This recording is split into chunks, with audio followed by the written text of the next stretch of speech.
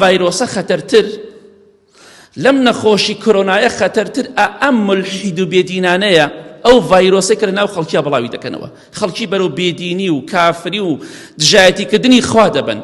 سوکایەتی بە ئیسلام دەکەن ئەمانە ڤایرۆسێکی زۆر خەتەرن خوای گەورە ئەگەر ئەهلی هیدایەتن هیدایەتیان ئەگەنا خوای گەورە گەڕ و گوریان بکە خوای گەورە تووشی دەرد و بەڵاو نەخۆشی و ناخۆشیان بکە ئەوانەی کە دژایەتی ئەم ئیسلامە دەکەن گاڵتە دەکەن بە ئیسلام